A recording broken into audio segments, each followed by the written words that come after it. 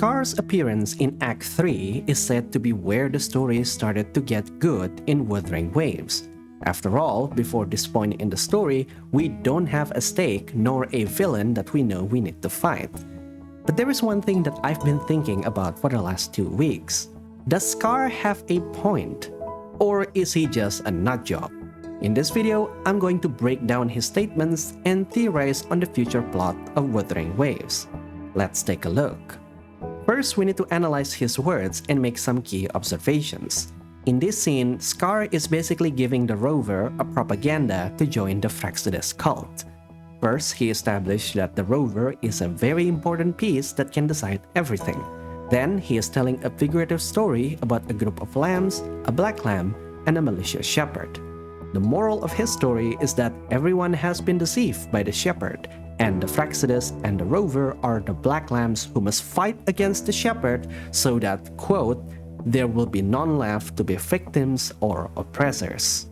To understand his thought process, we must first break down the meaning behind his story. Scar is using symbolism to represent the real world, but he didn't fully draw the parallel for every actor in his story. He only explicitly said that the Fractsidus is the black lamb who called out the truth and got exiled from the herd. Now we have to do the rest on our own. We can infer the characteristics of the actors inside the story and make a checklist to test any future theories.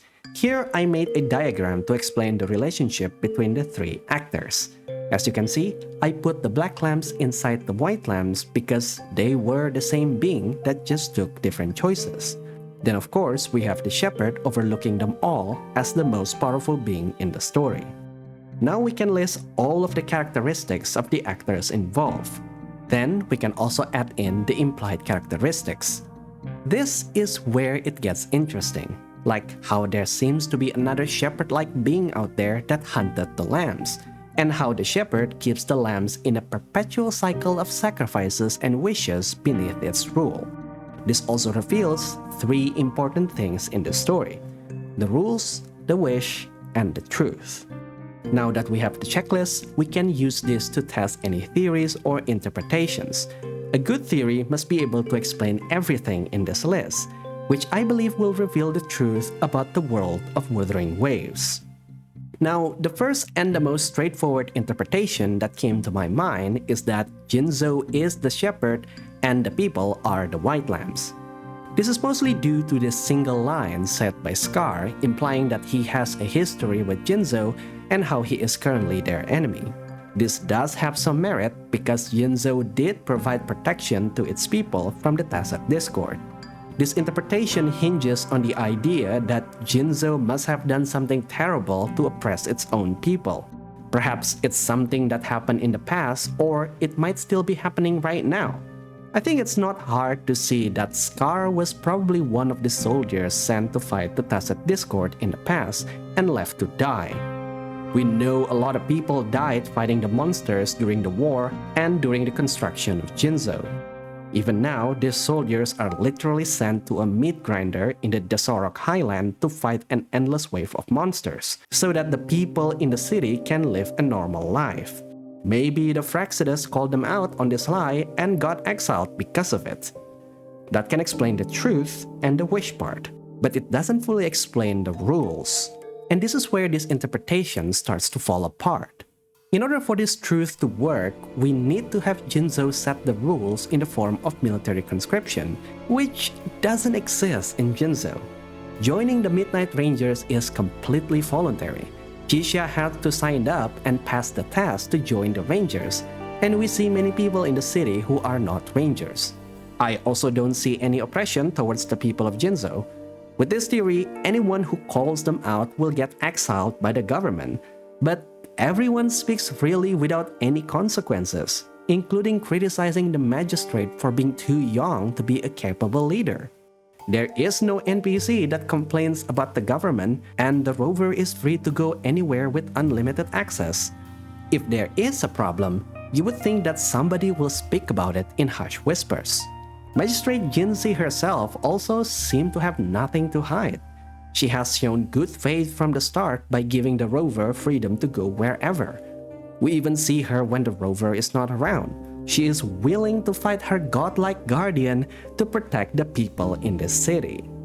And if you really think about it, the fact that Jinzhou set up this meeting with Scar with the token she gave means that she is not afraid about anything that Scar might say to the Rover, because again, she has nothing to hide.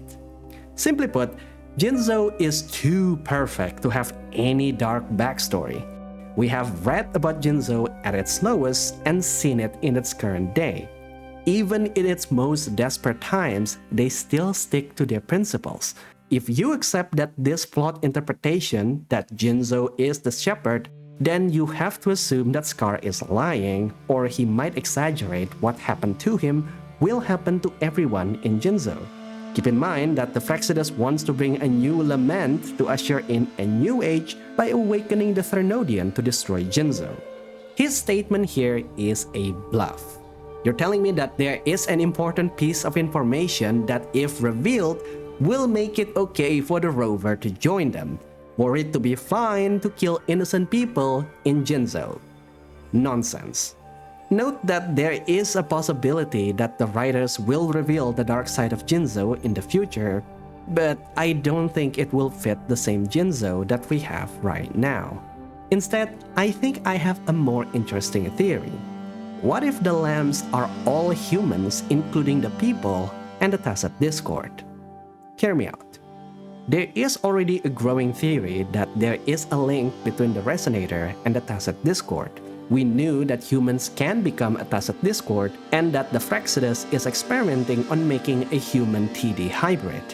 We also have learned that these monsters are not mindless. They can have feelings. In fact, in 2 of the regional side quests, we learned that there is a possible future where Tacet Discord can live together with humans peacefully.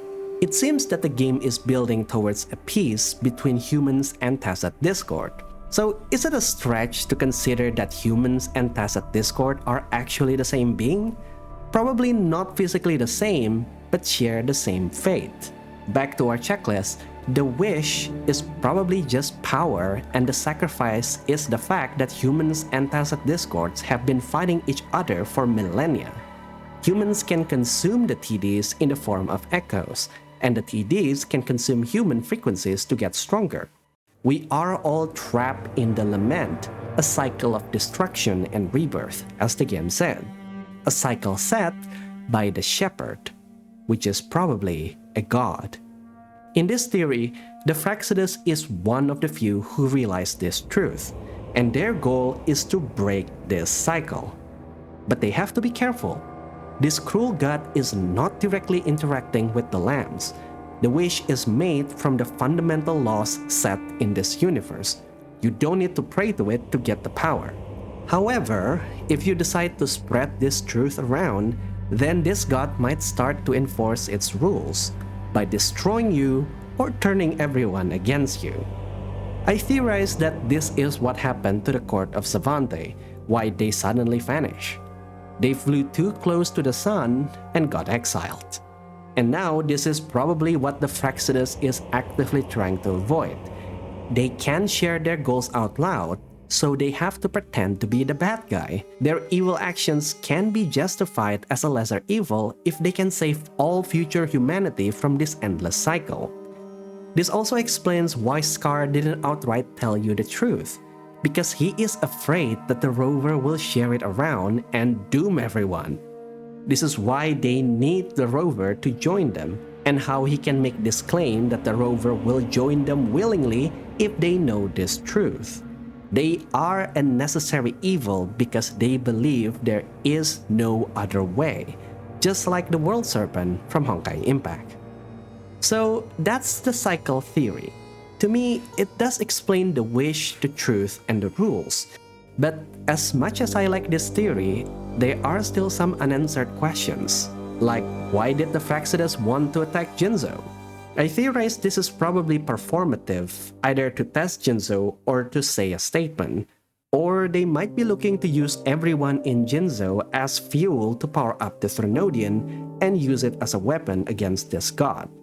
Again, pure speculation at this point. 2. The story did say that the coming of the shepherd marks the start of a happy era for the White Lambs.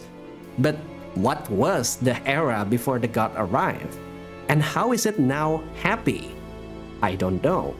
And 3, it implied that there are other evils out there that have been hunting both humans and Tacet Discord alike had this god not provide protection. What is that being? I don't know.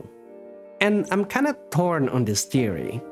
I think it will be lame if we found out that Scar is just lying. But at the same time, I don't want the Fractsidus to be justified as a good guy despite being responsible for killing many people. I'm also torn on Wuthering Waves becoming just another high-stakes save-the-world RPG story instead of sticking to a more grounded story. Despite its flaw, if this theory is true, then basically we already know how Wuthering Waves' story will go and how it will end. Since this is a big RPG, we have to fight a god in the end, right? It's mandatory.